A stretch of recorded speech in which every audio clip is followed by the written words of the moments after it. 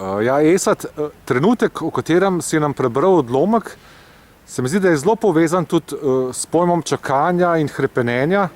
Eden od esejev v tvoji knjigi Več mašina svoj dolg govori o tem, da ste v tistih dneh precej čakali na sneg. Zdaj pa se mi zdi, da tega čakanja na sneg niti ni več. Mislim, je zapadlo, ampak tole, kar vidimo, temu bi se težko rekel kakšna obljuba tega, na kar smo čakali. A je tako hrepenenje in čakanje sploh še možno v današnjem času? Ni, očitno hrepenenje se preusmerilo nekam drugam. Ne. Takrat je bilo hrepenenje bolj povezano z naravo, tako rečem. Zdaj pač je bolj povezano z nekimi materialnimi rečmi. No, pa sej tudi takrat je bolj povezano z materialnimi.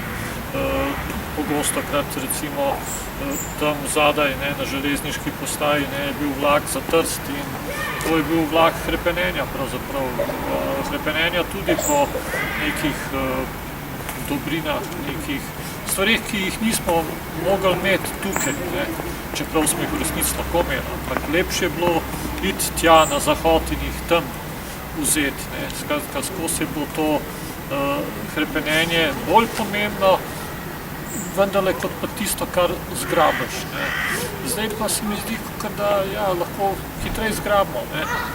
Tukaj je žogo, zgrabiš, vržeš na koš in v bistvu ni tega čakanja vmes, tega prostora čakanja, kot je bilo čakanje na teh klopcah pri igrišču.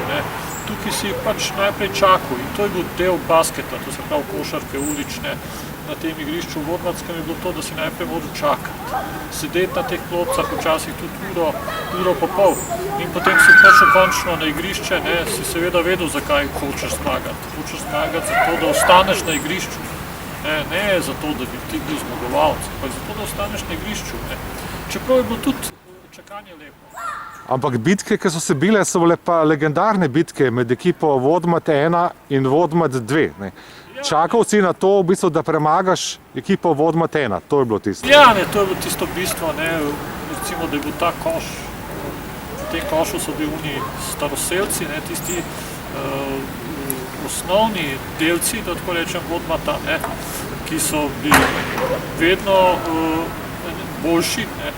Pa so na drugem košu so bili pa, kot bi rekel, ostanki. Bomo jih uporabili za to, da jih spet premagamo. In najslajše je bilo to, da si premagal te, ki so bili vedno favoriti. Najlepše favorite premagati. To je tisti užitek, za katerega se velja res potruditi.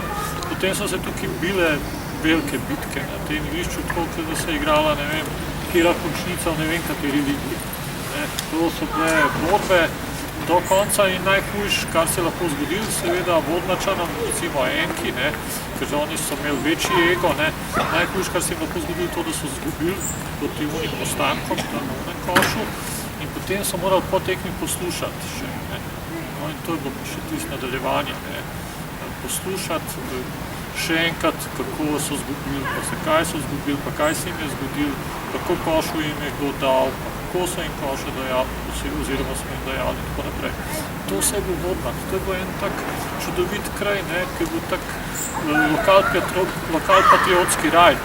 Ta lokalpatriotski raj ni bil povezan z nobeno ideologijo, nobeno državo, nobenim nacionalizmom, narodnosti, kaj še nekšni sovraštvo na nivoju država proti državi, narod proti narodu. To, kar se danes dogaja, to je katastrofa.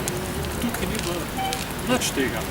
Bila je pa skozi bitka, skozi obračun, ampak samo okrog žoge in ničesar drugega. Ko je bil konc tekme, je bil dogovor, tihi dogovor, da ostane tisto, kar je bilo na igrišču, izrečeno ostane na igrišču. To je bil Vodmat. To je lahko samo še v knjigi, tega ni več. Omenil si pojem katastrofa, Glavna katastrofa, o kateri se letos govori, je koronavirus. Ko samo to poslušamo, ob tem se pa kar malo pozablja, da je to leto, v katerem nas je zapustil črna mamba, Kobe Bryant, in zdi se, da je odšel poslednji ideal z njim. Ne vem, kje se zdaj Kobe Bryanta najde. Marsikdo nas je zapustil letos. To so taki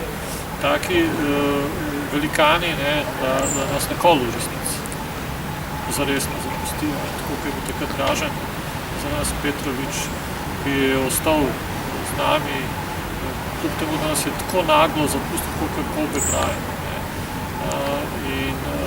Letos je vse samo še bolj usodno. Potreben bi bil en nov odrešenik, vsaj košarkaški, pa je to sploh v tem svetu še možno. Imamo Mesijo 21 let, je star zdaj. Mesija je tukaj. A bo tudi v finalu? Mesija bo tukaj, Mesija ne bo še v finalu.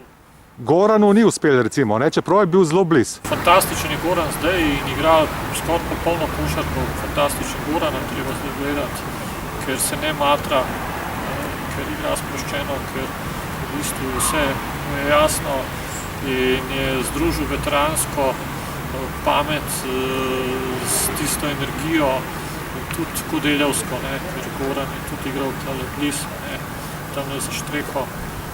Ampak ja, imamo Mesijo, na katerega odrešitev bo pa treba še počakati. Upam, da Dallas ni napačen dom zanj. To bomo pa še videli. Hvala, Esad.